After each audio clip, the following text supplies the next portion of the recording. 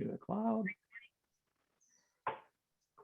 So tonight's presentation, I am happy to introduce Linda Baugh. Her topic for discussion tonight will be on resumes, cover letters, interviewing, and negotiating. So Linda is a job search and career management expert. She's launched numerous award-winning Arizona businesses, resulting in professionals, executives, and recent college graduates achieve career success. She's a former vice president of an executive search firm where she performed recruitment of degreed contributors, managers, executives for high-tech industries. She has been recruited herself by 3 outplacement and career management firms to share her skills, strategies, and tactics. And those have resulted in a 97% career transition success rate for her clients. Through her private career and job search practice based here in Scottsdale, that's ACE Executive Careers, Linda works one-on-one with individuals seeking new jobs, career advancement with present employers, and also career shifts.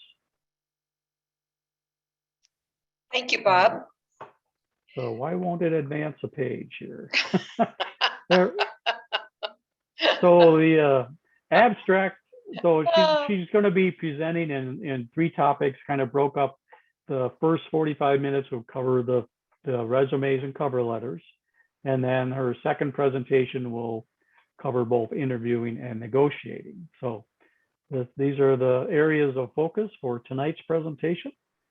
And with that, I'd like to turn it over to Linda. I'm going to Bob, do you want to make me a co-host? Yes, I will. Let's okay. Got to get to that. There we go. More. Make co-host. All right. You should now see the menu bar where you can share your screen. Well, I'd like to, first of all, before I open up the presentation, I'd like to welcome everyone. Pretty much as Bob was saying, whether you're in school now and you're thinking about what your next move is going to be after graduation, or you're early in your career, or you're more senior in your career, whether you're working, whether you've been impacted by the changes that have gone on the last year and a half or so with COVID. I mean, lots of reductions in force. I'm sure I don't have to educate you on that. You know that that's been happening. But I do have a couple of favors to ask, and that is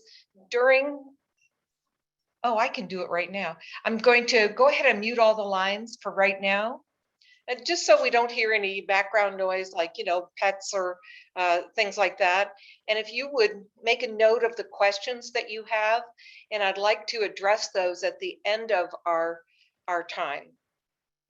So please go ahead, and I'm going to go ahead and mute the lines. Here we go. And you can unmute yourself. That's going to be up to you. And the other favor I'm going to ask you to do is, if you have your video on, if you would turn your video off so that it's not distracting while we're going through the material today. I don't want you to miss anything that could make a difference in you moving forward, getting your new job, getting more money, getting the interview that you want. So now I'm going to try the technology and hope that I'm going to be able to take you exactly where I would like to take you this evening. Wow, sometimes it works out just right. So we'll talk about resumes and cover letters first, then we'll take a little bit of a break. Then we'll get into interviewing and negotiating.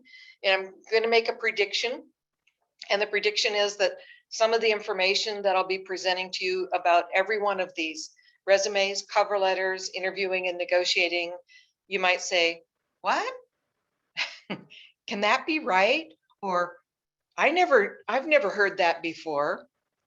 But I'm just going to ask you to absorb the information, craft your questions, and now we'll get started. Resumes and cover letters. Bob had mentioned that I've started a number of businesses and I've been recruited by companies. And I think the reason is this, that what I focus on is results. What is really going to get you the results that you want, going to get you the interview? I mean, if you don't get the interview, nothing's going to happen, right? So that's why we want to talk about the resumes and the cover letters first. And then in the interview, what result do we want? We'd like you to be able to get the next interview or the job offer. And then when we get into negotiating, oh my gosh, you're going to love that. Seriously, you're just going to love that. So what's the agenda for the first part of resumes and cover letters? It's very important that you have a basic resume, but it's crucial that when you see a position that looks really good to you, that you customize that resume. Now, I don't want to be too startling to anyone, but, and you're welcome to put your answer in chat if you want to, but how many people do you think are going to be applying for the job you want when it shows up on LinkedIn or Indeed or on a company website? Anyone have a guess? How many people are going to be applying for, let's say, your job? And Pat says too many, right? Millions and billions.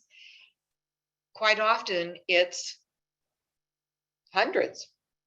Now, not having been an executive recruiter, where when I'm doing a recruitment, I get all of these resumes, I can guarantee you, not all of those people applying for your job are going to be qualified, but they're going to at least be a couple of dozen, maybe 3 dozen who are qualified. So what can you do in that kind of competition? I mean, we've got the Olympics going on right now, right? And all of these really talented people have shown up. Well, it's the same thing. That's why we want you to take some time and customize your resume. And then I've got another question, if anyone dares to answer this. Have you ever applied for a position? You are a perfect match. They could have written that job description from your resume. You apply and you hear back nothing. And it's like, you're scratching your head going, what is the matter with these people? Well, there's a couple of things that could be going on. One of them is quite often they already have someone pre-selected. You know, they've got their fair-haired person that they've worked with, and they would want to hire. But the other thing that many people don't realize is that most recruiters and most companies are using software programs called applicant tracking systems, and they're very fussy about the format. So I hate to say it, but it's possible that you might have been a perfect candidate, but your resume got tossed from the software because of the format, not because of your content. So if that sounds intriguing to you, we are definitely going to take a look at what do you need to do with your format to make sure all of your good information gets through the system.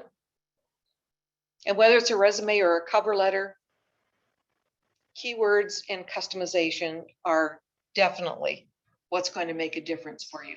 In fact, one of my mentors told me this. He said, there's very little traffic on the extra mile. And that's what I'm asking you to do. A person who sees job postings and just clicks and sends whatever resume they've got, their chances aren't very great. I'm asking you to be the person that goes the extra mile, does the research, does the customization to increase your chances of getting that first interview.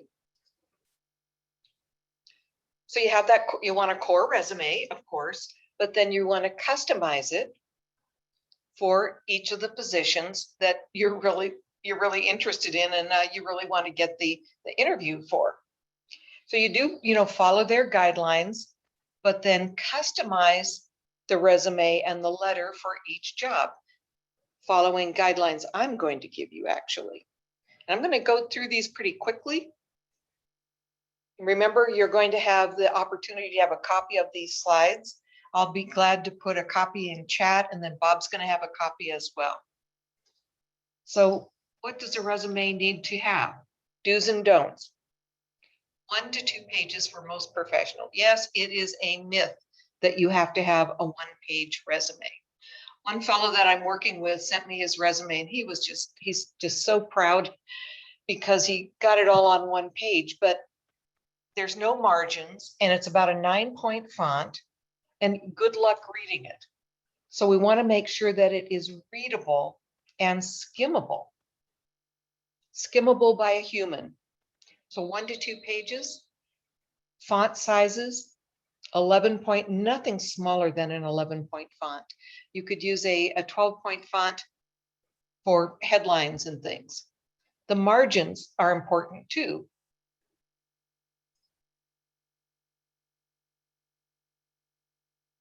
Hold on, I'm looking at a question that came up in chat. Thank you. Is it true resumes first go through a scanner? Yes. Picking up for specific statements and words? Yep. And that's what we're going to be talking about today. So these are the basics right here. Of course, you want to check your spelling and your format. And wouldn't you agree it's a good idea? I don't know about you, but I've been working on this PowerPoint presentation all week. I'm not complaining, I'm just saying. And you know, after a while, you miss your own errors. You know, if there's a misspelling or something's, and so I actually had a PhD student from ASU sit at my elbow and go through the presentation, and he pointed out some things that I had overlooked. So I have someone else check it over. But wait, we're not done. Use dynamic language. Let's please not have your resume sound like a job description. You want to use dynamic verbs, leadership terms. And I do have another question. I would love to see your answer. Who on the call has more than 15 years of experience? Anyone? Who on the call has more than 15 years of experience? Okay, quite a few people. This might shock you, but what we're suggesting is only go back in detail chronologically 15 years. Now, would you like to know the reason why? Well, there's several. It's true. There's still some ageism out there. So we really don't need people calculating your age. The other reason is employers are really interested in what have you done recently? In the last 2 years, 5 years, 7 years, even 10 years. So I'm going to show you how to just limit to the last 15 years, but I also have a shortcut to show you how to give yourself credit for that early experience that you had as well. Yep, I promise that. I'll show you that there's a workaround there. And here's another little tip. You don't need to put dates in education. Well, think about the recruiter or the employer. They've got their list of things that they want, you know, like a bachelor's degree, MBA, PhD, whatever it is they're looking for. All they need to know is that you have the degree. Now, for other people, like my friend who's a PhD student at ASU, if you've gotten a degree or you're working on a degree within the last 5 years, then yes, put the dates in. But other than that, you don't need to put any dates in education. Usually when I start preparing a document, like a Word document, what's the default? It's usually Times New Roman, right? You know what? The applicant tracking system really doesn't like Times New Roman. So look for what's called a sans serif font for like Arial, Calibri, even Verdana you could use. David, I'm going to get to your question. Thanks. So the font, I mean, did you even think that the font would be important, for heaven's sakes? And of course, you want to use the key words from your profession and your industry. So these are all the do's, just the basic do's for the resume. Now we'll get to the don'ts. Don't use a template. Don't use a template. It may not get through that applicant tracking system. And I know everyone out there is encouraging you to use templates, whether it's on your own software, your own computer, or something online. Please do not use a template. Please do not use first person when you're writing your resume. I, me, my, and our. That is a particular sore spot because so often we're identified so much with our company. It was our department, it was our project. Well, guess what? When you are trying to appeal to a new employer, let's just say the department, the project, the company.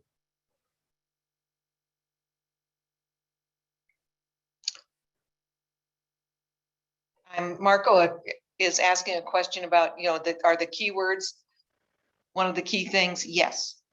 Keywords, definitely. I've got some cool stuff to show you, but we'll get there. So no personal, no first person, nothing about compensation. Do not put any information about what you made or what you might be looking for. Do not include your references. Hold those back until you're asked for them. Now, when do they ask for them? Usually when they're thinking about making you an offer. So just hold back those references. And then let's just avoid all this personal information right here. So what about the applicant tracking system? I mean, we've just gone over the basics, the do's and don'ts. It's quite a list. For the applicant tracking system, to get through that system, can you believe this? Round bullets only. No check marks, no arrows, no boxes. And if you want to emphasize something, you only have two ways to do it: bold or all caps. That's it. Bold or all caps. Check your spelling, of course. And when you're going to submit your resume, unless they specifically say you can send a PDF, it's got to be a Word or a doc or a docx. And again, I want you to think back to, have you ever applied for a position and you're wondering, why did I never hear back? It could be because your resume did not make it through the software, which means no inserted headers or footers, no graphics or borders, no pictures, no italics, no tables, not even underlining, no colored fonts, and no abbreviations. So that's, aren't you glad you're going to have this checklist? So now we've got the basic outline of the do's and don'ts for the resume, and now you have the secret sauce of the applicant tracking system software. Probably some people are going to do some work on their resumes over the weekend, right? As you're starting to put together your resume, a good idea is to just make a list of all of the keywords that are used regularly in your profession and or your industry. Now I just put in 3 examples here. Just make sure, do I have the common lingo that is used in my profession or my industry?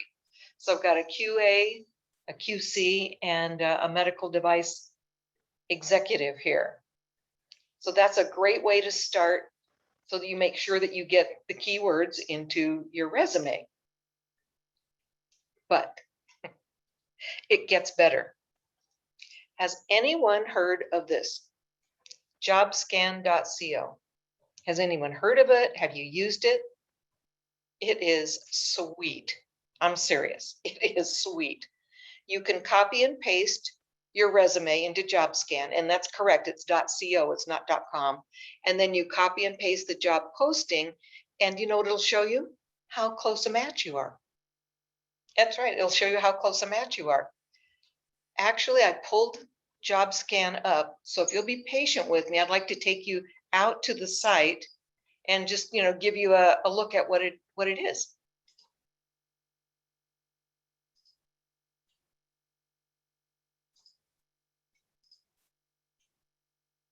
Okay, so there it is. I just want a little confirmation. Can you see the site? This is Boost Your Interview Chances. Would anyone let me know in chat? Okay, good. Thanks, Rachel. I just want to make sure technology-wise that you could see it. So I'm just going to click on this try sample resume and job, and it's just going to give you an example of what it would show you. So remember, you would copy and paste your resume content, and then you would copy and paste the content from the job. And then we hold our breath. Now, wouldn't this be pretty discouraging? If you want to apply for this position And you're like, what? You're telling me I'm only a 58% match? Well, here's why this is so important, because you need to use the precise, exact verbiage that's in the job posting, not something that's even similar. And what it's saying here is, if you can get up to like 80%, great. And then it'll tell you things like this. You're missing 3 important high value skills on your resume. You are additionally missing 11 other hard and soft skills. So I'm not going to go into any more detail than that, but you may have listed or mentioned skills and expertise that you have, but you might not have used the exact same language. So I think jobscan.co might be something, just try it out. And now let's head back to where we left off. Give me a moment to get us there properly. And then, of course, it's always smart to just look at job postings and start, picking out the keywords that you see frequently in the job postings for the type of position that you're interested in. So, just 2 good methods right there.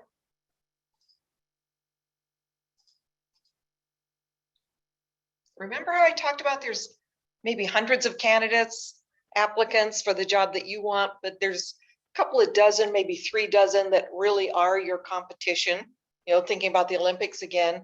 So what can you do to differentiate yourself from the other candidates? Well, of course, loading up with the keywords, as long as you actually have those in your repertoire and your skill set.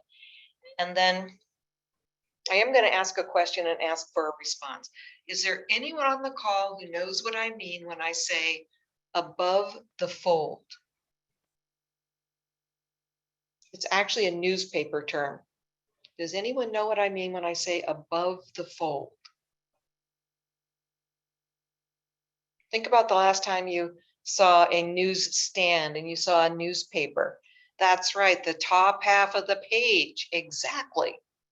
So getting away from the applicant tracking system for a moment, when real humans are looking at your resume, if you don't capture their attention in the top half of your resume, they may not read further.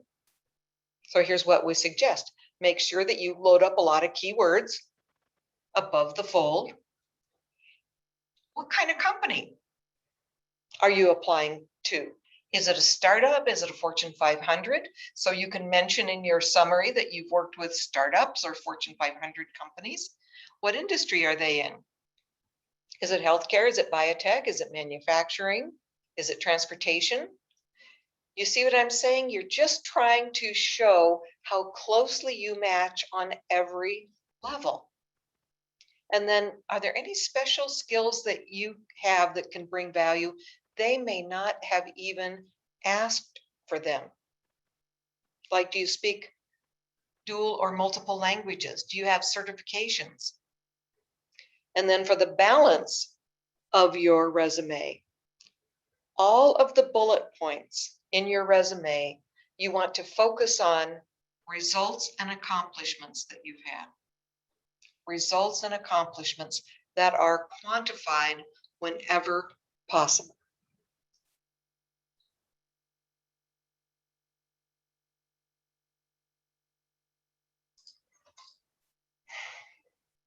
And it means going the extra mile. It means before you even apply for a job, you want to do research on that company. What are their products and services? What's going on in their market? Who are their competitors? What's the recent news about them? You want to jump on the website. You want to jump on LinkedIn and find out if you can identify logically who the hiring manager would be. Are there other people? Are there other people that you can identify, for instance, on LinkedIn that are in that functional area, in like a QA, QC department? Anybody you know, current or former employees, in fact, anyone you know who knows someone in the company. So you can do your research and talk to people before you even apply for that position. And of course, here's all the, not all, but many of the places that you can look. to gather this information. You're going that extra mile. I don't know about you, but if that job looks really appealing and you want to get an interview, I'd sure do this work. Let's look at the parts and pieces of a resume that's following the guidelines that we're talking about. So the first part is just your contact info. And these days, you don't need to put a street address, like 123 Main Street. Nope, you can just indicate a city if you want. You don't even have to indicate the city if you don't want to. Many people that are doing remote work or are willing to do remote work, they're not even indicating where they're geographically located right now. But you definitely want, of course, your phone, your email address, and your customized LinkedIn URL. Now I'm wondering if anyone is looking at this and going, why did we put PMP on a separate line? Let's do what is usually done. Okay, if we did that, guess what's going to happen? The applicant tracking system is going to try to figure out how the letters PMP fit into your last name. That would be a glitch, wouldn't it? So let's not do that. So if there's something you want to show, like a PMP or an MBA, something like that, just put it on a separate line. So that's the contact info. The next part of the resume is going to get into your summary, but you always have a headline for your summary. Here's the words we no longer use. You don't use the word summary. What a waste. Use a headline that captures what you're really good at. We don't use the word objective anymore. If you've been working on your LinkedIn profile, you might have noticed that you have the opportunity to put a nice strong headline on LinkedIn. So you might want to have the same headline on LinkedIn. Don't worry if for those of you that might not be employed right now, don't worry about the fact of whether you have a job or not. You're still a quality control professional, right? You're still a software engineer, correct? So put a nice headline on your resume, put a nice headline on your LinkedIn. The next part is the summary. Nice headline, stressing the keywords, most of which have come from what? The job posting. And I want you to notice something about this particular paragraph here. It does not say an innovative leader with more than 20 years of experience. Do not put years of experience in your summary. If you want to say extensive, that's fine, but don't put the number of years experience in your summary. So I think this is a nice, strong summary right here. But I thought one was not enough. I found another one. Here's a policy analyst. Short but strong summary here. And you can put in all of these keywords, but do you remember our guidelines from the applicant tracking system? We can't put in tables. So when I'm working on someone's resume, helping them like this, I would just enter using my keyboard, policies and procedures, tab over, put in proposal preparation, tab over, put in project tracking. And that way we still come up with these nice looking columns, but we're not going to tease the applicant tracking system to kick us out. So I'm going to pause for a moment, even though I said let's wait until the end for questions. Is there any question about the summary right now? Are we good? We can keep going on. Okay, excellent. And what about the body of the resume? Professional experience. I was playing a little bit with the idea of this is an Einstein resume. So I put the Swiss Patent Office. I just thought somebody would get a grin out of that like I did. Let's imagine that you've been with this company for a number of years, but you've had several positions. So you can list each position and then the dates that you held that particular position. A strong summary, and then the bullet points. I want you to notice something about the bullet points. Whenever possible, we want to quantify whatever your results and accomplishments have been, and use that strong vocabulary. Initiated, provide strategic direction, enhanced cybersecurity, direct the development of, drive development of company technology standards. So whenever we could, we put in, here's a 19%, here's however many $1 million, here's a 99%. Now, one conundrum that a lot of resume developers that I'm working with, people that need their resumes development, say, well, I haven't been in sales, or I'm not in a position where, I'm constantly increasing, decreasing, that kind of accomplishment. Put what you can in. Don't worry that every bullet point doesn't have some kind of quantification, but if you can, squeak it in. Then the other concern that people often share with me is, well, I don't have access to that data. If you've left a company, or it was, the 2 companies ago that you worked with, I don't have access to that data anymore. Do you know what it's okay to do? It's okay to say approximately 15%. So if you're thinking, I know it was around 15%, okay, put it in there. The point being, you can still put your head on the pillow at night and you have not exaggerated anything, right?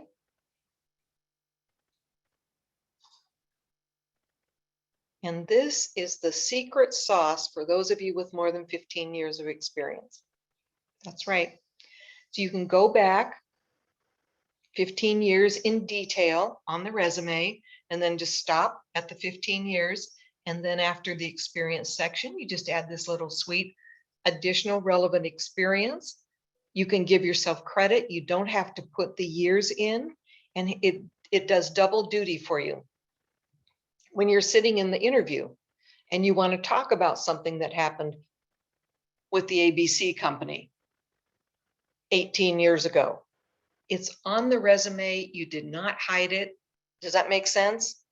It's there. So you can go ahead and speak about it. Now, how about the education? Well, here's the example. If it's within the last 5 years, great. Put a date on it. If it's before the last 5 years, don't put a date on it. And if I'm sorry, I forgot to put this example in here, but if you haven't completed a degree, but you've got a lot of coursework, I wonder if I can just do this while we're here, real time.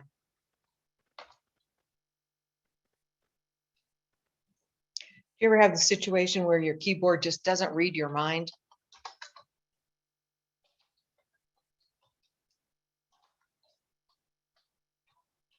And then you would list the college. You don't have to talk about getting a degree or not getting a degree. Give yourself credit for every bit of education that you've had.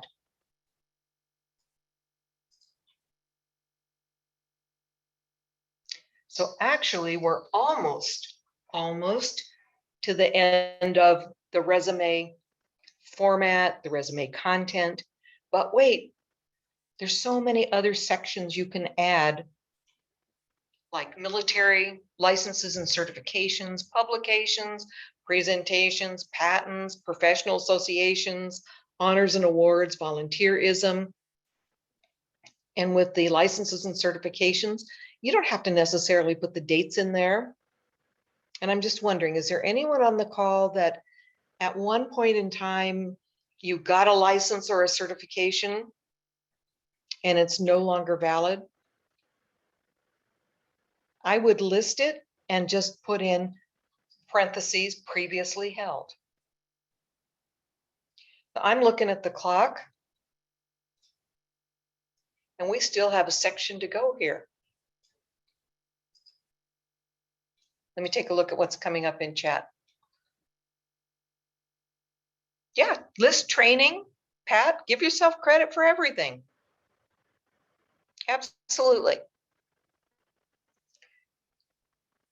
So that's pretty much it on making sure that you've got a nice, strong resume that you can get through the applicant tracking system, that you're going to differentiate yourself. You're going to be as attractive as possible to the potential employers.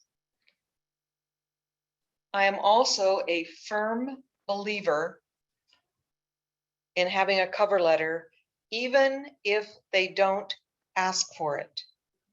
Even if they don't ask for it. I remember the research we talked about doing, trying to find the hiring manager or any decision maker. You really do want to direct a cover letter to a real person. And that alone is going to cut you out of the crowd.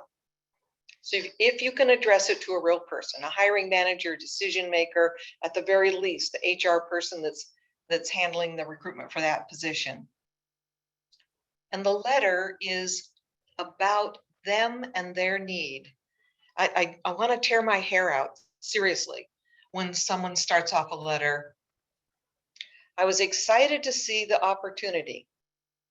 Now, I want to appeal to those of you that have been hiring managers. When you post a position, it's not because you said in the middle of the night, wow, maybe I could provide an opportunity for someone. No, you woke up in the middle of the night because you're like, oh my gosh, I need a new project manager to handle this or that. You want to appeal to what they need. If someone referred you, or if you know someone in the company, or you know someone in common, it's okay to do some name dropping. It's going to increase the chances that they're actually going to pay attention to your letter. And then you'll drop in the things about you that most closely match what they're looking for. And this is usually a shocker to most people. You'll close the letter with the promise of how and when you will follow up. If you could scratch from your vocabulary, and I hope to hear from you, please drop that from your vocabulary. I'm going to ask you to take the initiative to do the follow-up, because it makes a huge difference in you getting in the door. Of course, back to the research, right? So the sample letter I'm going to share with you, it was from a real client that I worked with.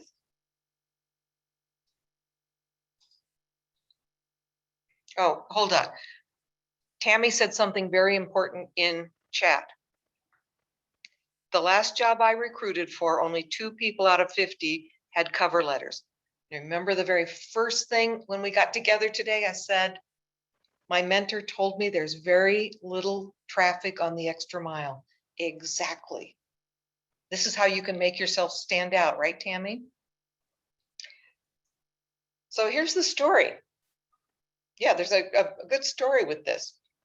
So this position came up, a pharmaceutical sales rep in Scottsdale, and the client that I was working with, he said, I don't have specifically pharmaceutical sales background. What should I do? He happened to use a pharmacy that was an independent pharmacy. He went to the pharmacist and he said, do you happen to have the name or the business card of the Berlix representative that calls on you? I'd really like to contact that person. So he got the guy's phone number, Bill Jones, it's not the right name, who was currently the rep, called him and he said, I hope you don't mind that I called you. The pharmacist, gave me your name. And the Bill Jones guy said, oh, sure, it's my job. I'm getting promoted. Here's what's going on. Here's the name of my boss, Mr. Smith. Here's what's been going on. They've recently sold off most of their products. They're only focusing on oral contraceptives and anti-arrhythmia products. I don't think there's going to be any other candidate that knew this. So we've got the your need for, which is exactly what Mr. Smith has, is a need. A little bit of name dropping, if you can do that. Something nice about the company. We did the research. The parent company has an excellent reputation. And my skills and experience could be put to use effectively for Burlux here in Arizona. And then, of course, acknowledging that what's been happening recently. What's been happening recently? So what's next in the letter? Well, first of all, you've got their attention. And then how is it that you match? You don't have to put everything, but at least a few salient items of how you match. And that's exactly what he put in, the things that were in the job posting that he matched. He didn't match everything. I'll tell you that. I'm going to pause for a moment. I got a question in chat.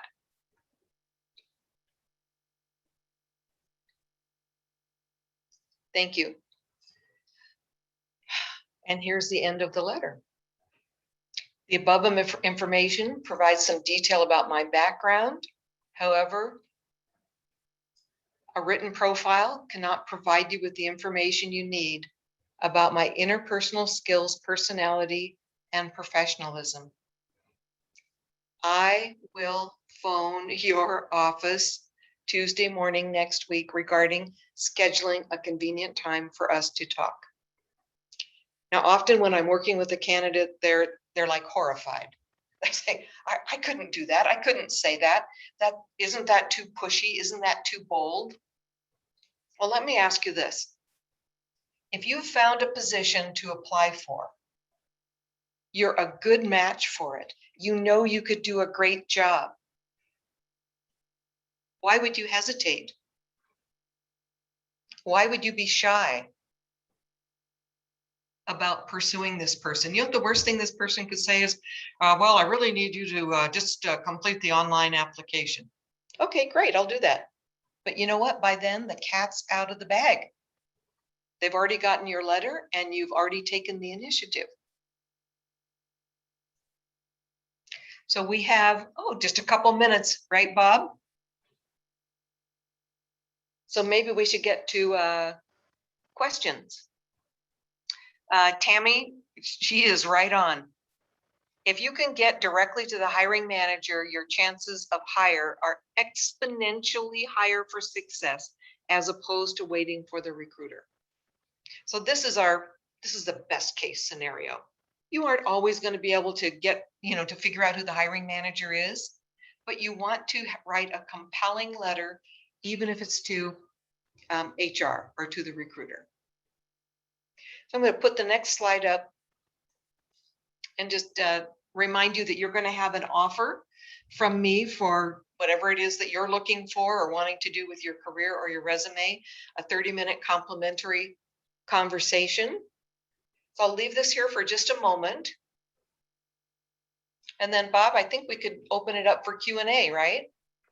Yeah, certainly. Anybody would like to unmute themselves and share with us any questions they might have or experiences. Of course, we always do have the chat window open as well, but if anybody would like to verbalize their questions to Linda, now is the time. So this isn't really a question. This is more of a comment.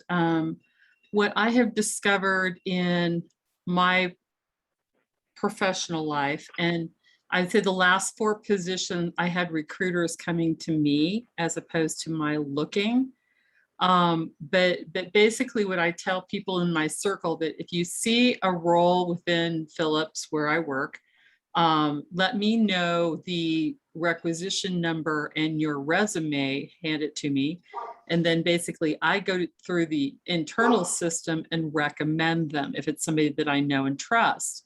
Having an insider helping you is also a way to get directly to the hiring manager, because insiders typically have information within the job requisition that external people will never see.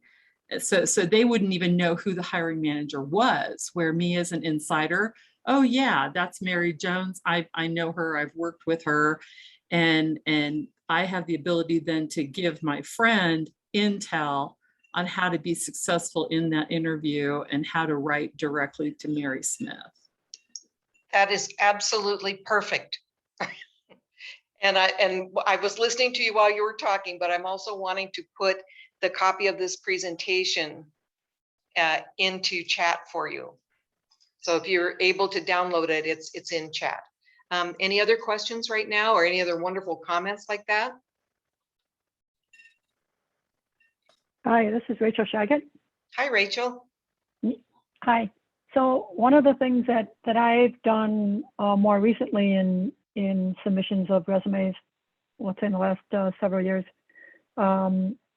was to also do a matrix where I do a side-by-side with the job needs that are in the posting to the job skills that I bring. So I just include it. So I do a cover letter with my resume, but then I also have a side-by-side matrix. It makes it really, if I don't send it, sometimes I should bring it in with me, but usually I'll send it because it allows them to just look side by side. Oh, this is what I'm At a looking for, glance, and this is right? what you have. Exactly. I like that too. So Bob, how are we doing on time? We're good. We can, if no other questions or chat, we can move on. I just wanted to reinforce that several comments around the fact you're doing an excellent job. One person said this was awesome, and I'm sure you're going to receive quite a number of requests to take you up on your offer of a free 30-minute resume review. So I definitely look fantastic. forward to that. I do. So do you want to move on to the next section, or do you want to give people a little breather? Bob, what would you like? Well, maybe we wait, maybe we take another 3 minutes breather or so, and we'll start right up then at 7:05. That's fine with everybody. You need to go fill your goblet with some more adult beverage or take a biology break. We will resume in 3 minutes.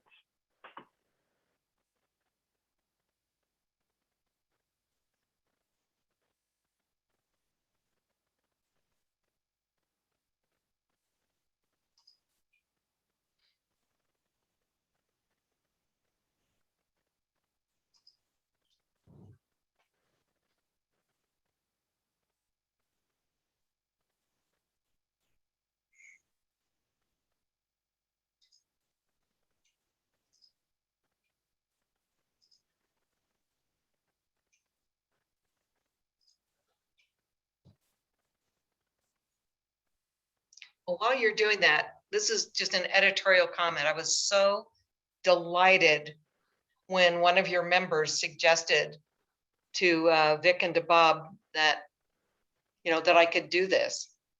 I've been looking forward to this all week.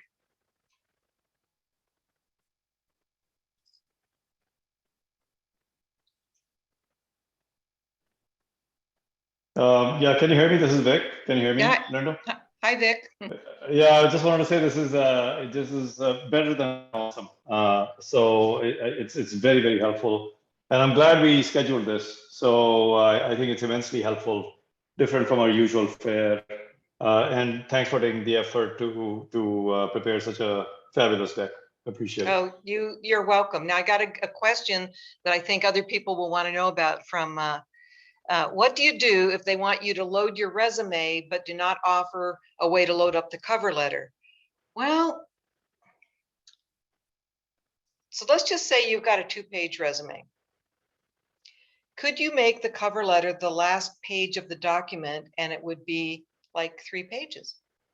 Because they only allow you to upload 1 document, right? It's kind of a sneaky way to do it, but you could get the resume and the cover letter in there, as long as you still follow the guidelines, right, for the applicant tracking system, no underlining, no italics, all of those things. See, our portal has a place for a cover letter upload and a CV resume upload. So, I mean, there are two different spaces, two different uplit fields. So I feel like that kind of, to me, that's an indication that they expect the customer, they Mhm. expect a cover letter. That's right. It's, you're the one that's going the extra mile. And basically what you're doing is you're demonstrating through this whole application process, you're demonstrating this is the kind of employee I would be. Right. Yeah, thank you. All right, well, Okay. I think it's time we can continue on with the second half of your Okay, presentation. well, we'll switch over right now. So let's just say that this whole process has been successful and you get the interview. So I just want to be sure. Bob, can you see this interviewing and negotiating screen? Yep, looks good. Okay, good.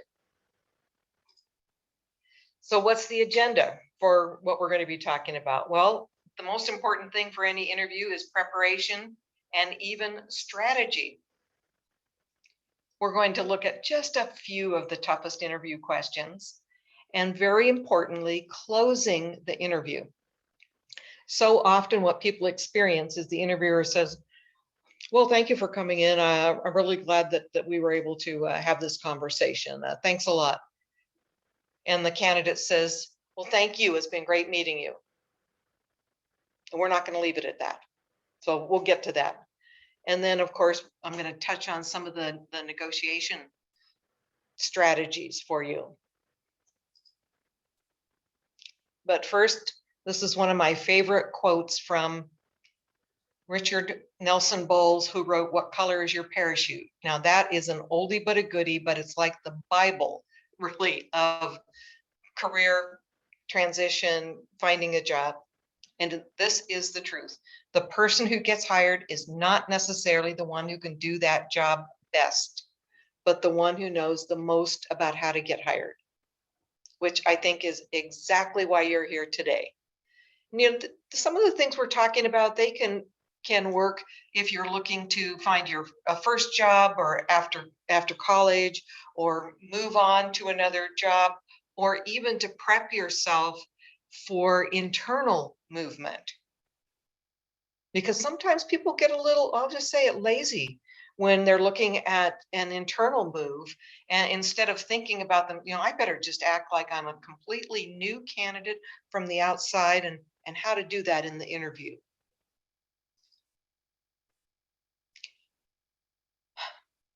So Bob, I'm going to just ask you to pretend that I'm talking to you. You don't have anything to do at all. I'm not going to ask you to do anything. I'm just going to pretend. Bob, is that okay with you? I'm taking silence as assent. So let's just say Bob calls me and he says, Linda, we'd like to invite you to come in for an interview Monday morning at 9 a.m. Or come in or set up a video interview, but set up an interview for 9 a.m. Monday morning. All right, I'd like to ask in chat, what do you think? Is Monday morning a good time for an interview? Anyone? I'd It probably depends. reply with what's your best available time. Yeah. People are just, it's almost like, they've got a little bit of a weekend hangover, right? They're still trying to get into the groove. So even though I'm excited and Bob's called me and he's, said, like to interview you 9 o'clock Monday morning, I'm going to ask a lot of questions to try to position myself better. Bob, I'm so glad that I'm going to have the opportunity to interview with you. I'm just wondering, is there any chance that you have a time Tuesday, Wednesday, or Thursday morning? And what's the worst thing that could happen? Because they know, I'm sorry, this is the only time I have left. But I really don't want Monday. I really don't want Friday, to tell you the truth. Because, by Friday, people are mentally already out of the office. So I'm just going to give it a try. And again, the worst that can happen is, Bob would say, no, we don't have that time available. Yeah, Bob, Mondays generally aren't best because people are coming back from the weekend and some type of chaos probably occurred. yeah. So they're fighting fires, problem solving, stressed out already. They really don't have time for an interview, to conduct an interview. And so you aren't going to catch them at their best, and Right. you probably aren't going to be the best prepared either. So I totally agree with you. And then I would also ask Bob, who exactly will I be interviewing with, Bob? And what are their titles, please?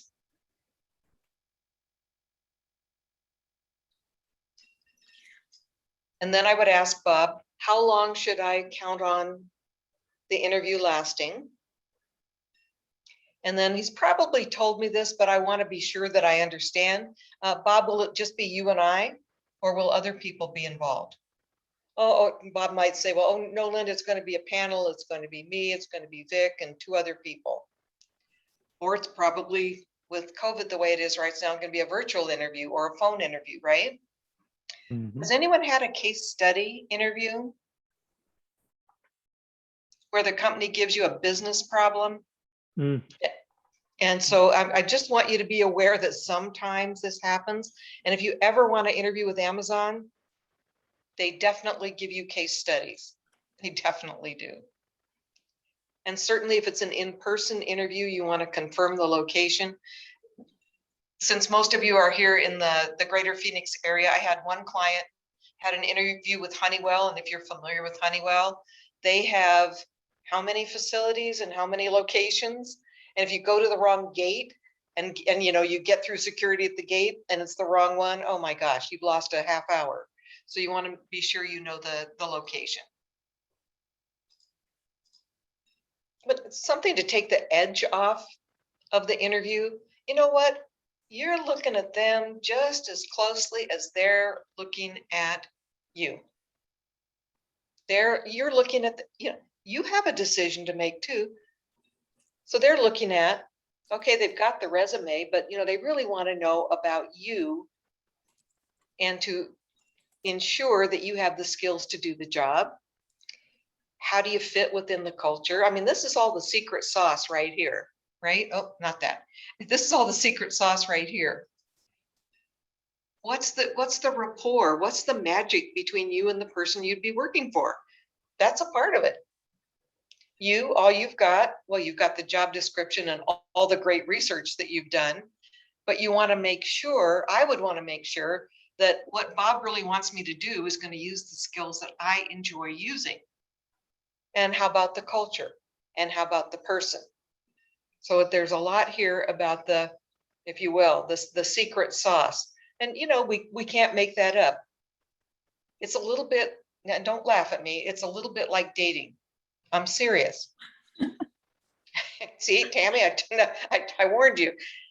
But it is. I should have been on mute, but what you're saying is absolutely true. And so yeah, I can say there, I interviewed great. I got a role. I got into the organization, and you can't always get good data on what the company culture is in an interview situation. And I realized within 3 weeks that this was going to be a terrible fit for me. And it took me 5 months to extricate myself. Yeah, but great learning experience. And we can't believe the hype. I mean, I'm sorry, but it's like dating. Oh, I'm a wonderful person. I have a great job. I have a great family. Oh, even my ex and I get along. They're going to give you the best story about the company. So you're really looking to see if it's going to be a fit for you. People have told me I should write a book about how interviewing is and job search is like dating, but that'll be later. The worst interview that I had was when I went to this company, and I had a great first interview with the one. It was a private company, and they were relatives, and so the one brother interviewed me, and it was great. And then the other brother, the first thing he said to me when I sat down was, "I don't even know why you're here. I don't know why my brother's hiring for this position." Great. Yep. Yeah. Do you think you're coming to interview for a job you're interested in, and you do find out sometimes about what's really going on? Now, someone asked me about confrontational interviews. Well, the only type of interview that I've heard of that could be anything like that is for the airlines. where it's kind of like a cattle call. And it's not that it's, well, it's competitive. You know, they're trying to sort out who has the best personality to fit for the airline. But And how you deal with hostile situations. yes, yeah. Okay, we're going to keep moving on because we have only so much time. I'm trying to watch some of the things that are coming up in chat.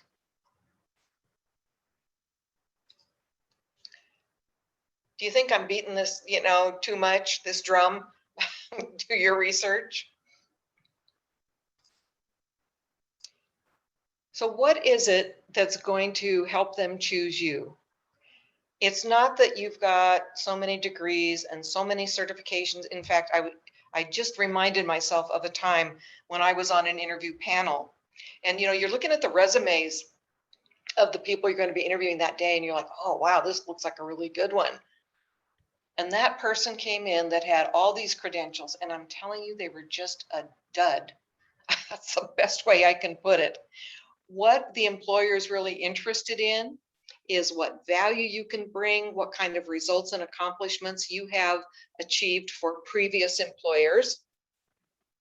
So here's a great assignment over the weekend. Prepare 10 to 15 examples of your results and accomplishments during your career. And if that means that you have to dig into those old performance reviews, I mean, seriously, from years ago, do it. Refresh your memory. Look at emails that you've gotten that have been compliments. Have you gotten any, you know, letters from clients, customers, vendors, suppliers? So just put together, I mean it, about 10 to 15 specific examples of your results and accomplishments. And if you can quantify, great. So here's a formula for those. Pick a situation, an assignment, a project. Even talk about the challenges that you faced. Lack of staff, tight budget, changing priorities. They'd love to hear this story. Yeah, it's a little bit like all of the, you know, we were talking early on about Star Trek and Star Wars. People love to see or know that you've overcome the challenges to achieve the results. Well, what did you do when you didn't have enough people or enough budget? Or, you know, a specific part that you needed, you couldn't get it from the vendor. These are great, short little vignettes. And then I quote, do you see down here, Lou Adler? Oh my gosh, when I was an executive recruiter, I went through his training and it was brutal. It was brutal. He is really the top executive recruiter in all of North America. And now companies ask him to come in and train their hiring managers on how to interview people. And he keeps it pretty simple.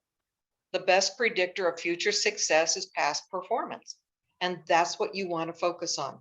What have you done in the past, your results and accomplishments? Any questions about that?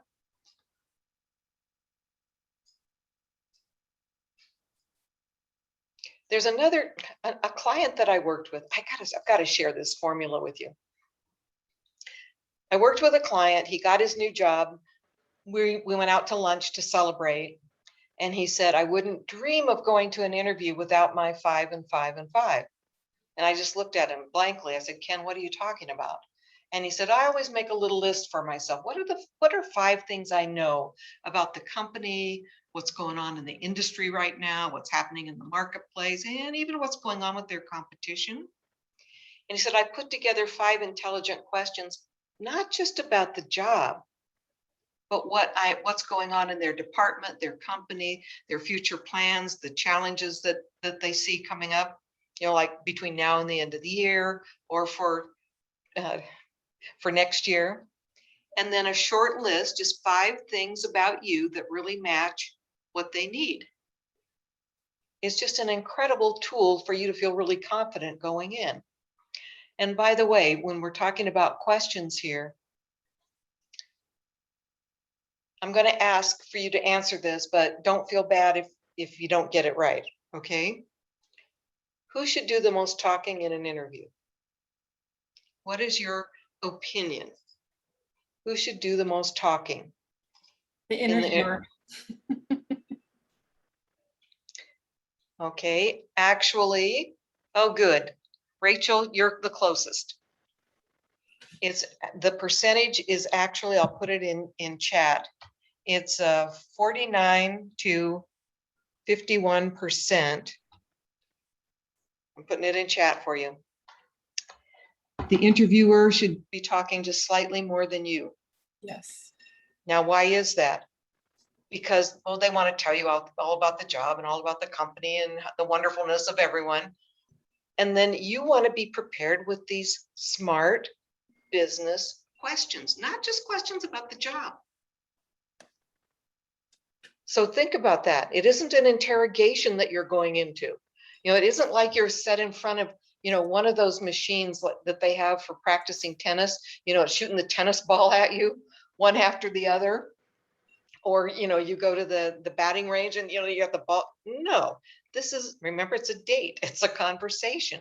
You're trying to find out about each other. So it's okay for you to ask questions.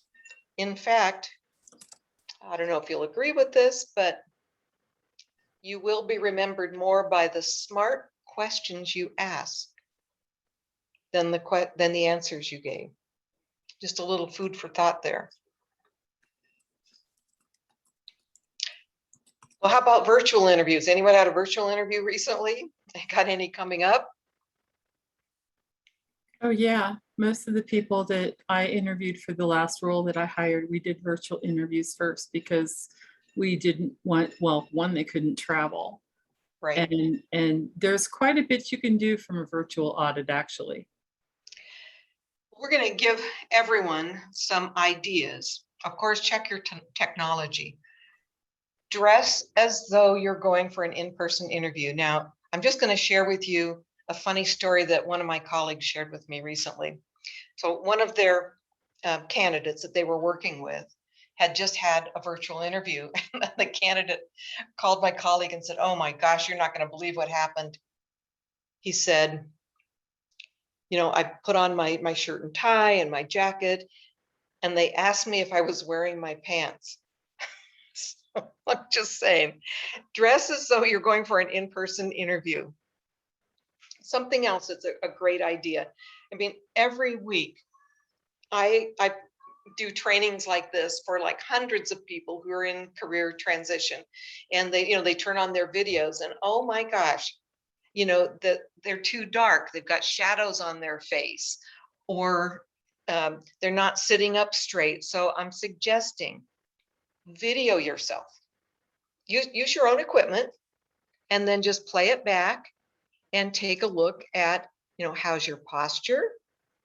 How's your background? Is there anything that is distracting in the background? How about the lighting? Is the lighting appropriate?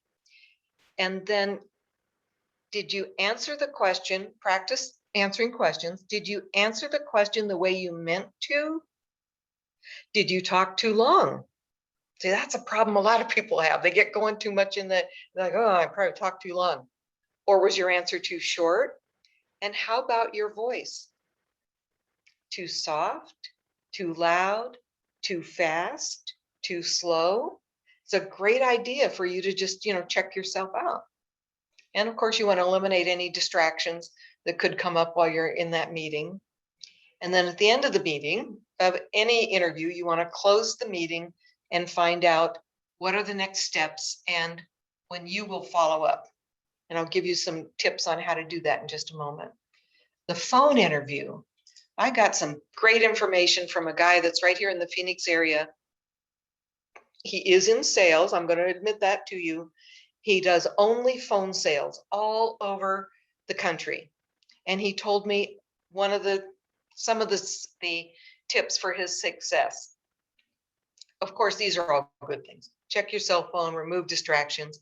He says, I always stand when I start a call.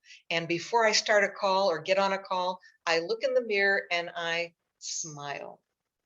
It's weird, but a smile can come across the phone. The reason he stands is it opens up the diaphragm. You've got, you know, your voice is a little deeper, a little more resonant. And candidly, for us women, sometimes we need that. Yes. That's what we call the third quadrant projection voice.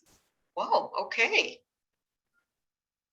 And don't worry if on the phone, if the interviewer is silent for a few moments, they could be making notes or just looking for the next question.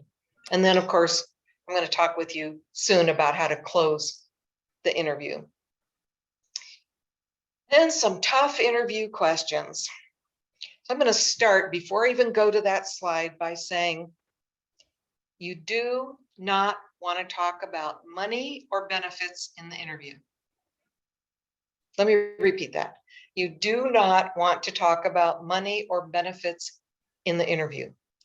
So here's the tough one. How do you avoid it? Now, often when I'm teaching a class like this, someone will say, well, what do I do about the application? And I just say, well, wait, you're already in the interview. Let's not worry about what you put on the application, because you've already gotten through to the interview. But in the interview, if you're asked, now remember, I was setting up that interview with Bob, and any of you who've worked on contracts and deals, if you've worked with vendors or suppliers, in any negotiation, the person who names a number first loses. And what you lose in the interview is you lose your forward motion, because now all they're thinking about is how much you're going to cost rather than the value that you can bring. So if I'm sitting in that interview with Bob, and I like him, and we're getting along well, and I'm thinking, man, I could really work with this guy. And then he says, well, Linda, what kind of compensation are you looking for? So I just pause and take a deep breath. Well, thanks, Bob, for asking, but I'd really like to know more about the position before we discuss compensation. Please tell me more about the team I'd be managing, or please tell me more about the travel you mentioned I'd be doing to the Far East.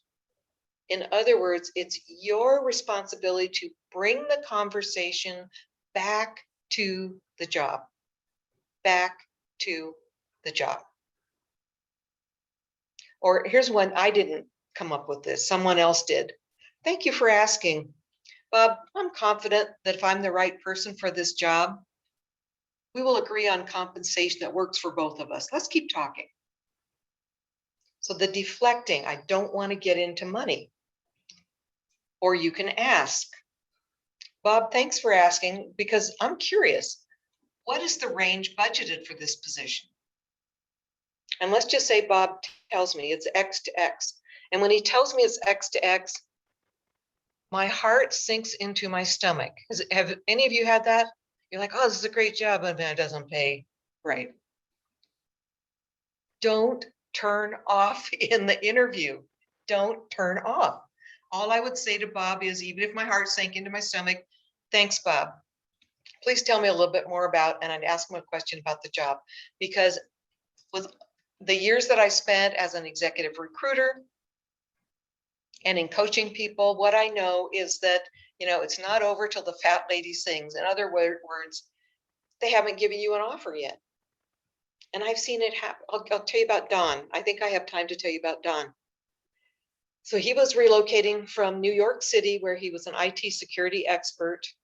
He and his family wanted to move out to Arizona for reasons like, recreation, weather, things like that. I mean, he knew he wasn't going to get the salary in Arizona that he had in New York City. Of course not. So he was interviewing with a company here, and I'd already coached him on how to avoid talking about money. And, he did it. He was able to avoid talking about money. And by the time the dust settled, at least 3 things had happened. One, they changed the job description to incorporate more of his skills. They changed the title, they bumped it up, and they moved the job up to a different salary range. Don't turn off in the interview.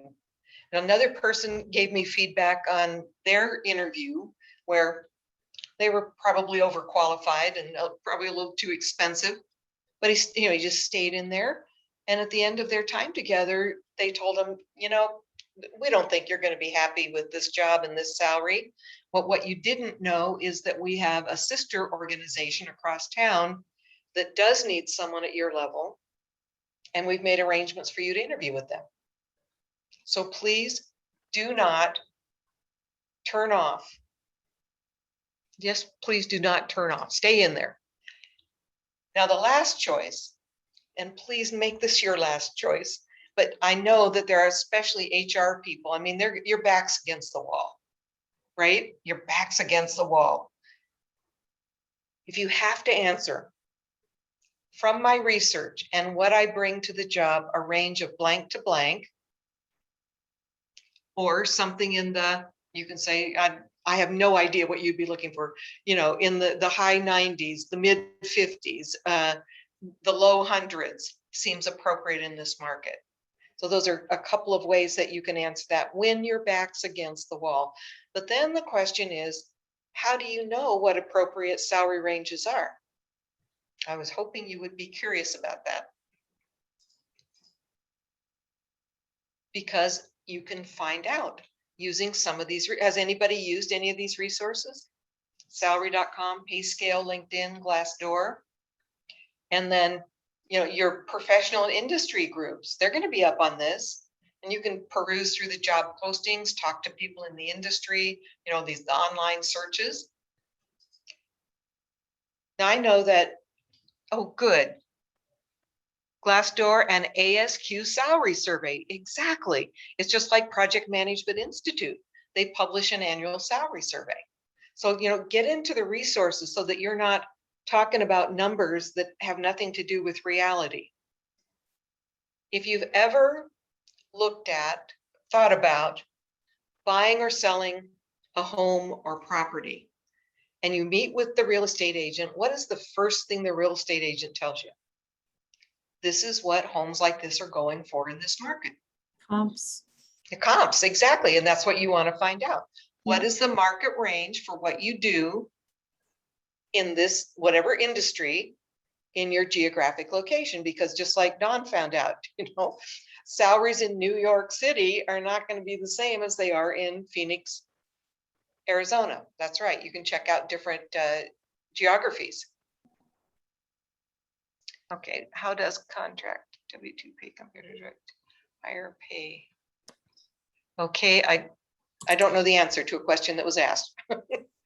But, you know, do this before you even apply or you get into the interview. Now, how about those behavioral questions? Tell about a time when. Give an example of what would you do in this situation? And I've actually put down here a link where you can look up 30 behavioral interview questions you should be ready to answer. And then you're going to be ready with your short story vignettes, am I right? Because you've put them together, of your results and accomplishments over your career. So you can give them a specific example. And the reason that I'm really pushing for you to put together those 10 to 15 or more examples of your results and accomplishments, because what we don't want to happen is after the interview, palm to forehead, and you're saying, oh my gosh, why didn't I tell them about the such and such project? So it's a good idea to do that research now.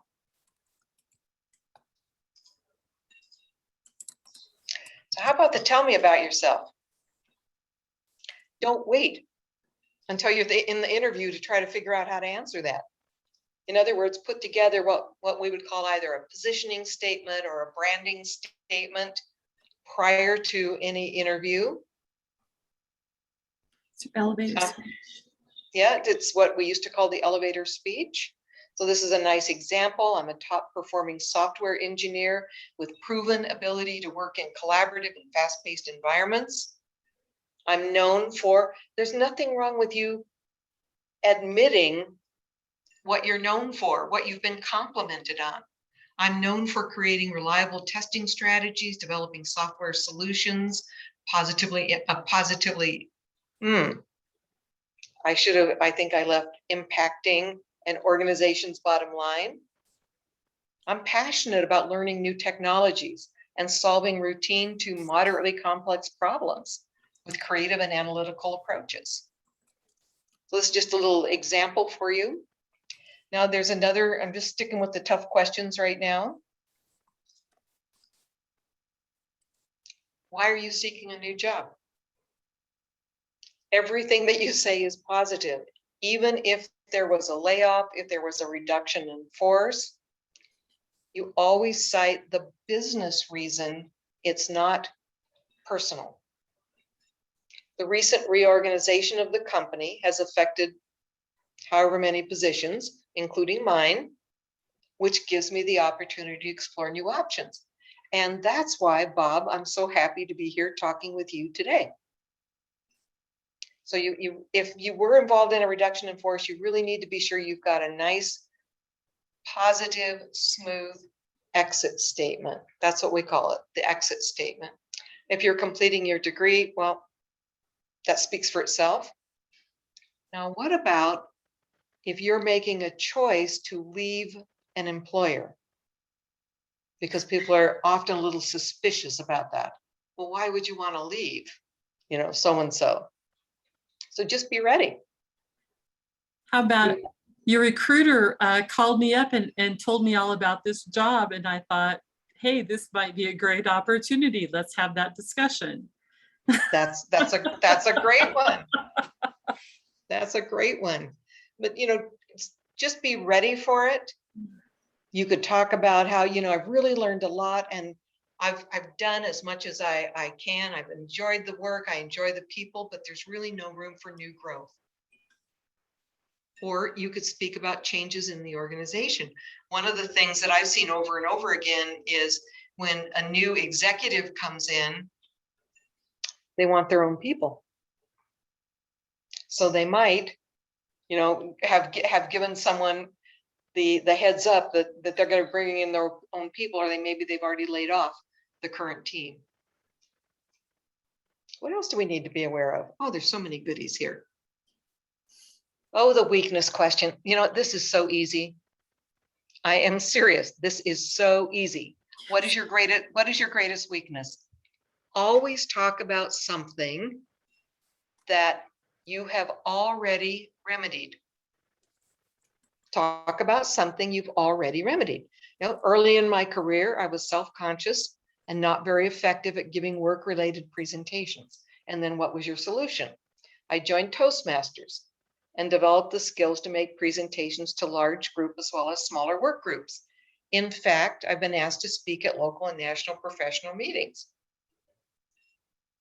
A few years ago, I noticed certain colleagues surpass me in performance. I decided to get my Six Sigma Black belt when I was told that a typical Six Sigma Black belt will deliver $1 million per year in improvements. So I'm just going to leave it at that. Pick something that you have already remedied, okay, or you're in the process of remedying.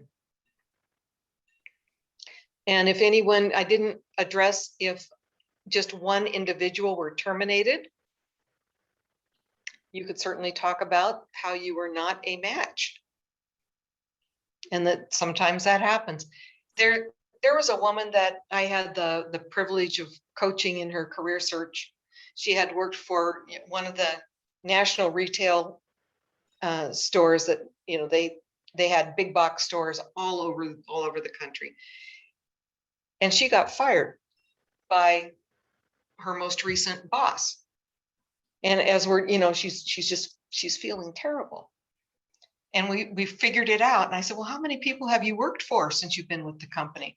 And it turned out she'd had like 70 something bosses over a period of time. And I said, and how did those bosses like your work? Oh, I've got, great performance reviews. I said, okay, so here's one person that you didn't gel with. Anyway, just some things to think about. What else? Just be aware. The employer wants to hire someone who can solve their problems. If Bob's interviewing me, it's because he's got problems that need to be solved. So you know what? Why don't I just ask him?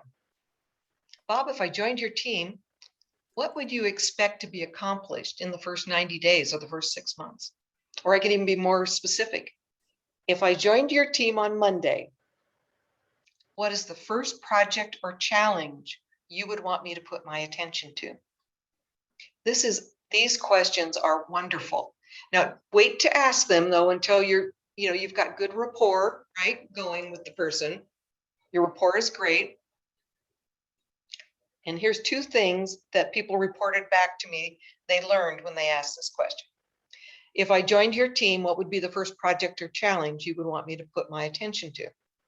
And one employer just sort of leaned forward and said, well, confidentially, we're concerned that there's some drug use going on at our facility in Tennessee.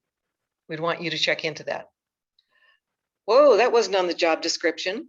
But often when you ask that question, you're going to find out what really they want. Another person was kind of taken aback when the hiring manager said, well, actually, one of the first things I'd want you to do is there's someone in the department that needs to be fired, needs to be fired. Whew. But you really want to get to anyone on this call that's ever been in sales or business development. The job of the professional sales or business development person is to get to the pain. Why do they really need you? I mean, in general, but why not find out by asking one of these very specific questions? Yeah, I've used this approach in several of the opportunities I've had to interview with companies who wanted to hire me as a consultant or part-time expert. And I always try to fit one of these 2 types of questions in at the very end. Wow, good. Thank you. I like that endorsement. So let's just say Bob and I, wow, I'm almost exhausted from this interview, but Bob and I have gone through the interview and he very nicely says, well, Linda, I'm very glad that we were able to schedule this time. I actually have a few other candidates that I'm going to be speaking to. I should be able to follow up with you within a week. Now, doesn't that sound familiar? Doesn't it really? Everyone, doesn't that sound familiar? Well, my part would be to say, well, Bob, before I leave, I've really enjoyed talking with you and I want to give you a little bit of feedback.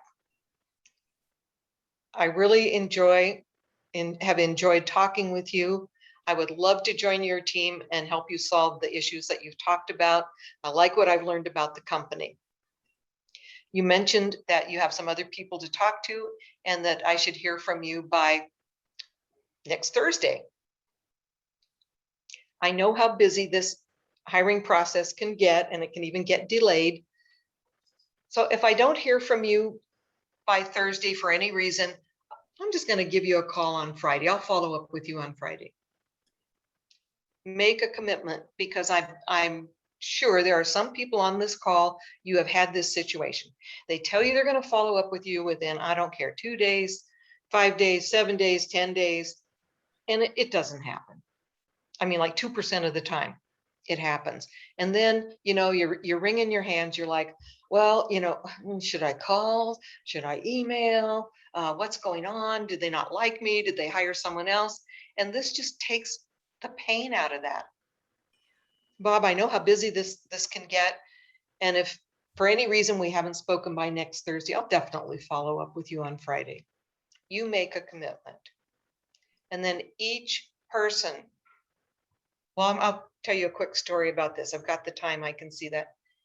My very first job out of college, I interviewed with a panel of 7 people. Very first job out of college, panel of 7 people. And I sent thank yous to every single one of those people. I got the job. And, a few weeks later, when I'm in the company cafeteria, one of the people that was on the panel came up to me and she said, oh, you got the job in Dean Schaefer's office. Congratulations. And I said, oh, thank you. And then she said, it was a really difficult decision. And I'm thinking, it was? And then she said, but you are the only candidate that sent me a thank you. Yes. Every single person, including the administrative person, the HR person that's helped you schedule everything, because they talk to each other. Those people that are sitting in on that panel, they're not just there for their health. So not a CC, not a BCC, an individual email to every single person. You know why? Because I want you to get that job offer. So what about when you get the offer? Oh, that's the last part here. We want to look at negotiating once you get the offer.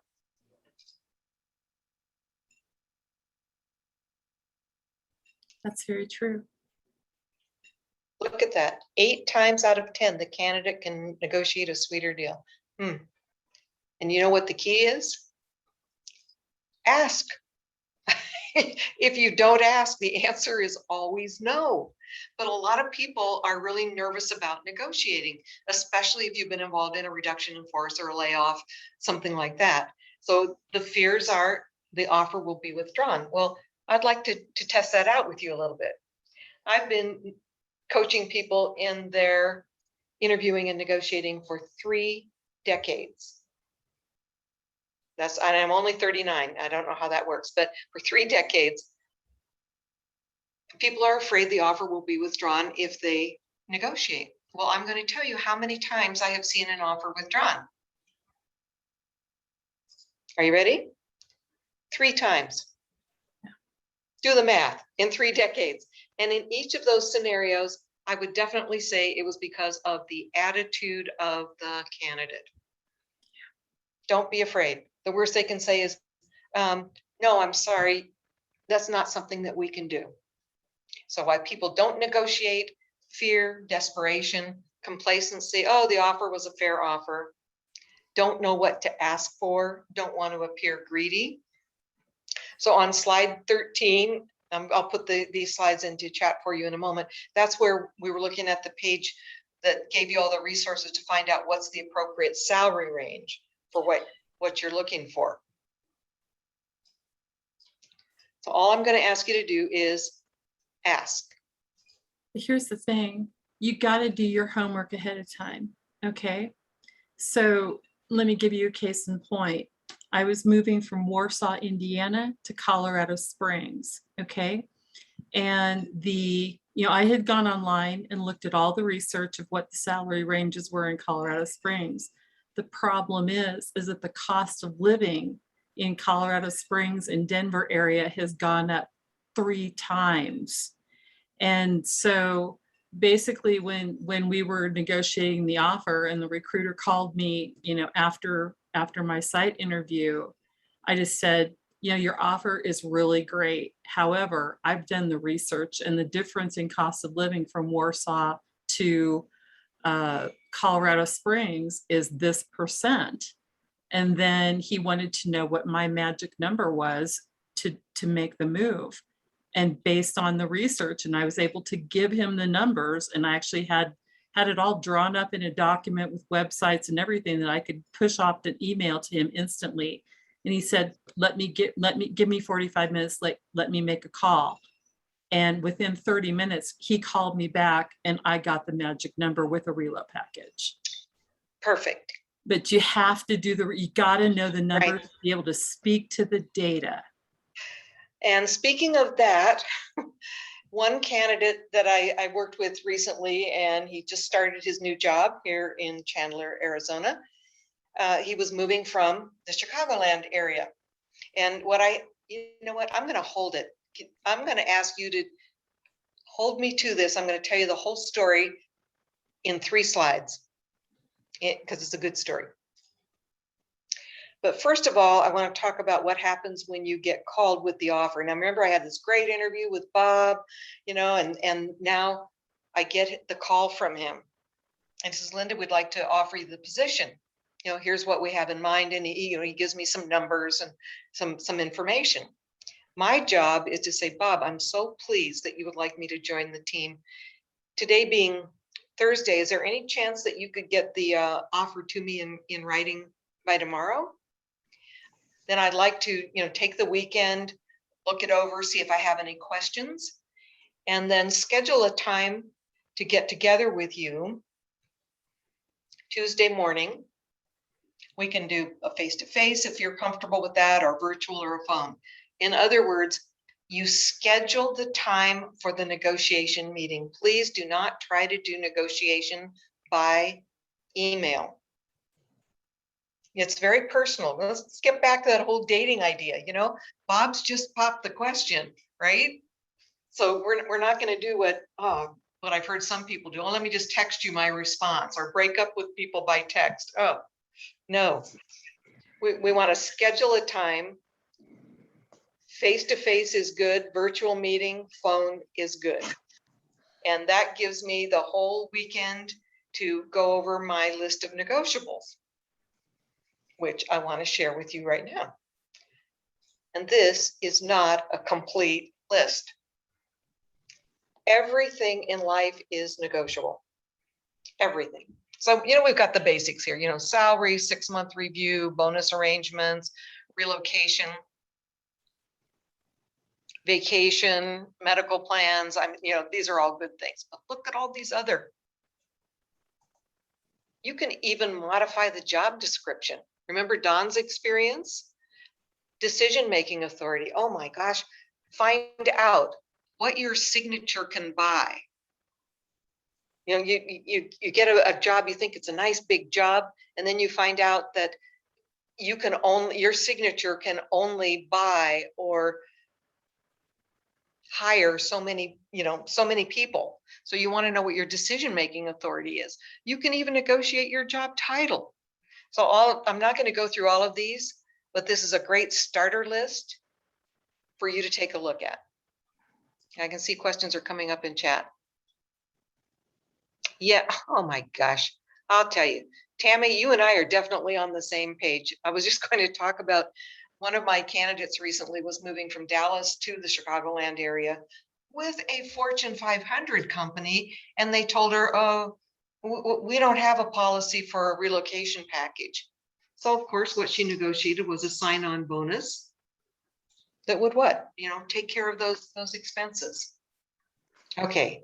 Now, I'm not going to forget about the story I wanted to tell you, but what I would like you to do is what he did. His name's Adam, and he has his new job in Chandler, Arizona.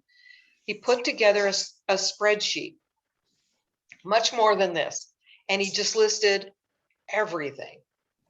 Literally, he just listed everything. And then he put in, what did he have at his previous employer? And then he prioritized some things. What's most important. And then when he got the offer, it was so easy because he could just drop the things in to the spreadsheet for the offer. Well, here's something that happened. And he and I spent some time on the phone on a Zoom meeting looking at this. He said, I've been looking at their health insurance plan. And he said, between the deductibles and the cost, it's going to cost my family $14,000 more than my plan here in Illinois. And he said, oh man, I don't know what to do about that. So what he did in his negotiation was he just laid it out for the person that he was talking to. And he said, gosh, it's going to cost me about $14,000 more. And the person said, well, let me go see what we can do about that, because we can't change, the contract we have for health insurance, we can't change that. So, they did, they increased his base salary.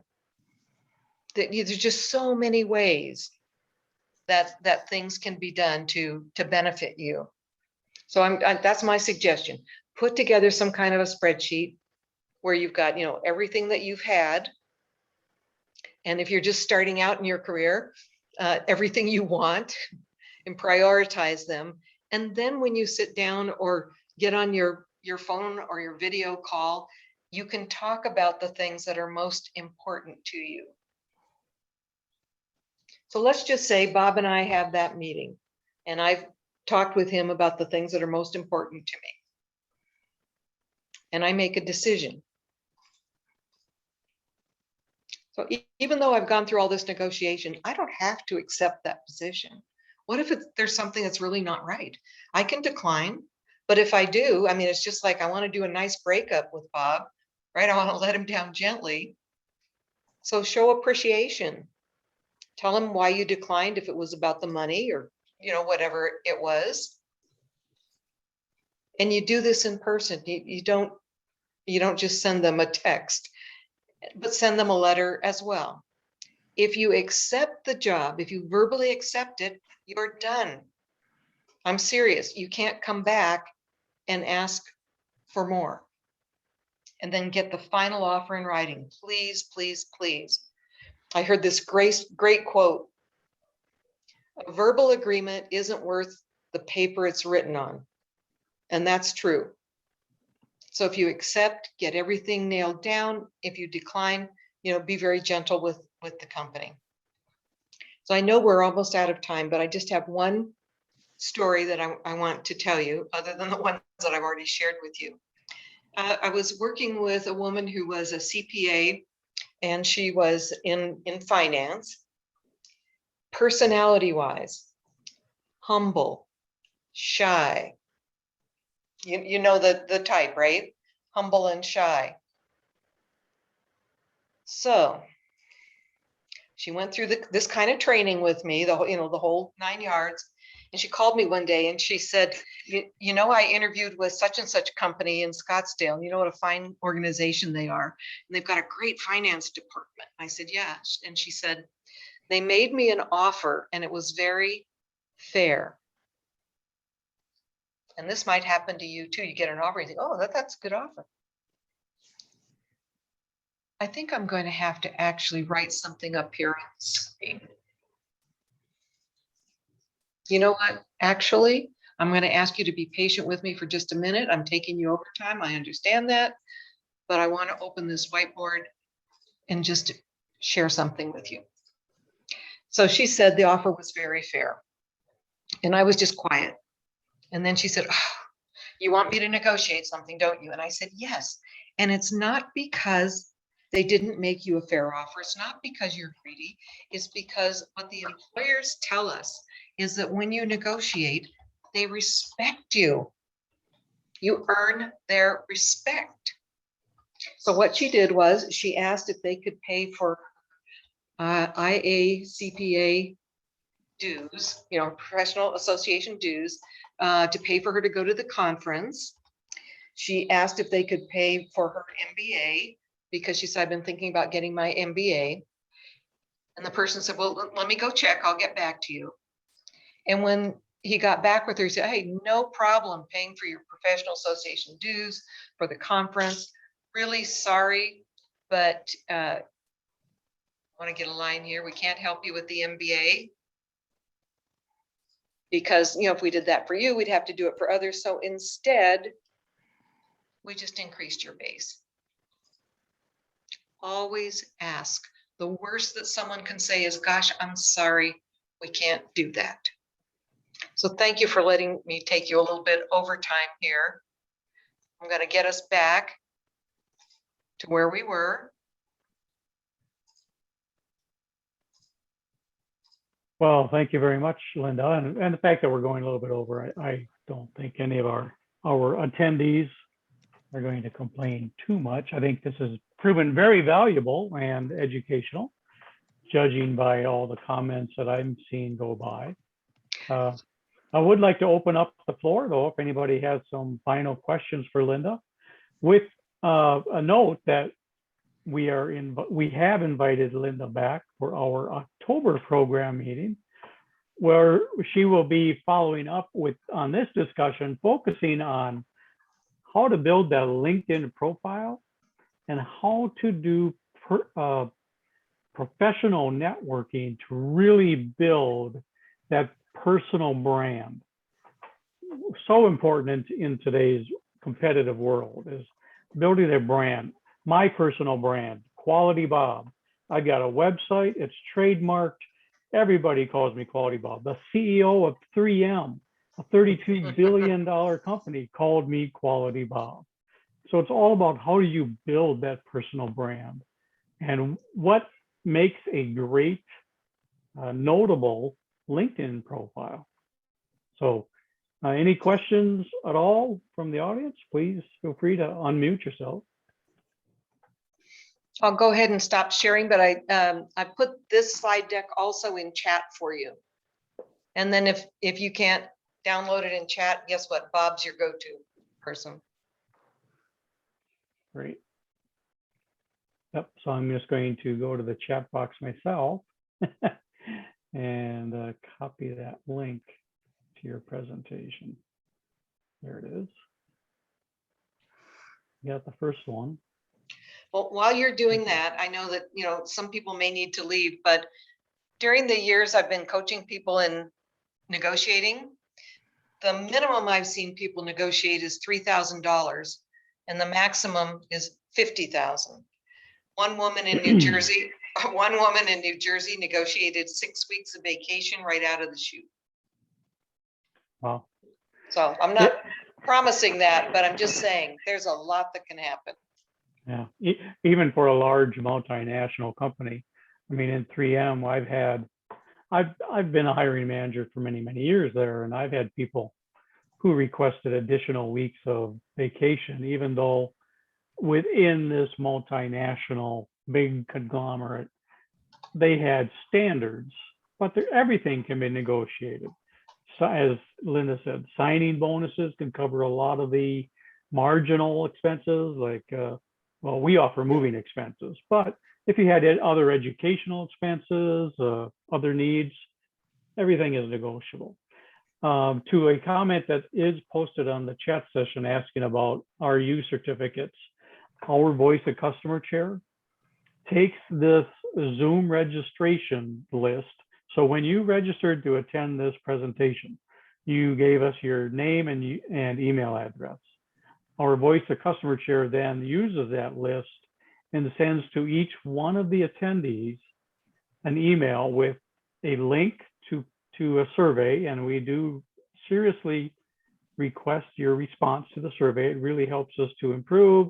Your input suggests new topics for the meetings, exactly just as this. We came about this through our members' suggestions. And also that email will include your digital RU certificate for attending tonight's meeting. So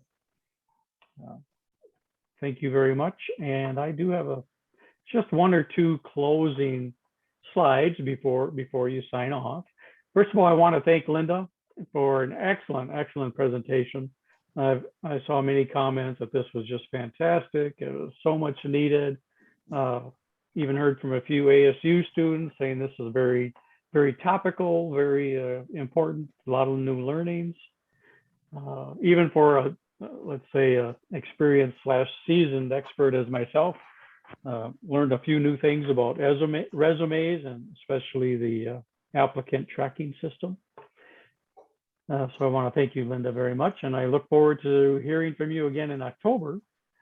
Meanwhile, next month, our program will feature Jay Arthur, who will give a presentation on Agile Lean Six Sigma. He's the author of several books, Lean Six Sigma Diversified or Demystified rather, and on Lean Six Sigma for hospitals. He's a well-known author and publisher around Lean Six Sigma. And for those people who are attending for the first time tonight with the program from Phoenix section, if you're outside of the section, we invite you to attend and participate every month. These are free, and we hold our monthly meetings. It's the second Thursday of every month, 6 p.m. to 8 p.m. Mountain Standard Time. Of course, we do not change with the time zones. So if you're outside of Arizona, our time will shift with daylight savings and standard time. But those are the two upcoming presentations. And we do have a number of professional allied associations. Their members get to attend our presentations for free, and likewise, our members can attend their presentations for free. And SWAY is one of those professional partnerships. SWAY is an acronym, stands for the Southwest Alliance for Excellence. They really focus on the Baldrige criteria for performance excellence. Their main audience are CEOs and directors, chairmen of the board, whereas ASQ, we're more focused on the quality professional. But we have something that both both audiences can learn from and benefit from. So they have a program every third Thursday of the month, though in the morning, and the next one is next week on the 19th. The topic will be on the evolution of employee onboarding. So tonight about interviewing new employees. Now, once a new employee comes to your company, how do you successfully onboard them? And our SWAY has a webinar focused on that, offered by one of the latest award winners of the Baldrige criteria. So I've got the registration link listed if you're available and interested. And finally, one more shout out.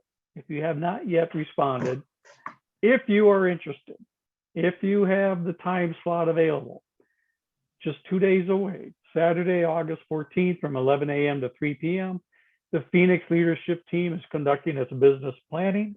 We would sincerely enjoy having feedback and input from 1 to 3 members at large. So we do request that you be a member of the Phoenix section, but we're looking for validation from you of what our plans are for next year. You are our target audience. What are you seeking as the preferred experience as a member of our section?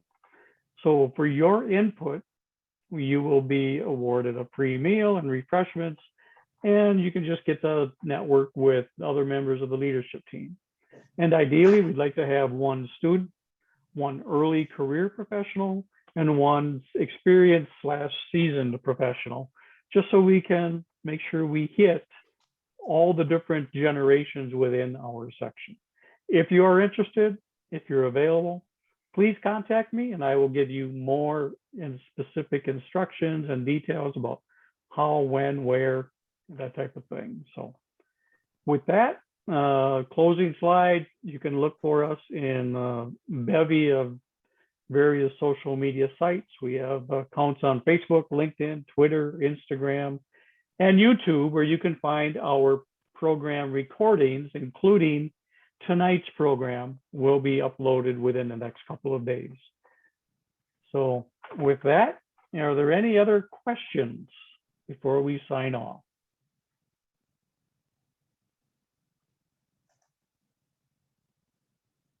Barring none, I want to thank each and every one of you for attending tonight. And again, thank you very much, Linda. I look forward to hearing from you again in October. I'll see you then. All right. Thank you, everybody. Be looking for that email from John Lindland, our VOC chair. Thanks, everybody. Have a great Bye night. now. All right. Bye-bye. Thank you.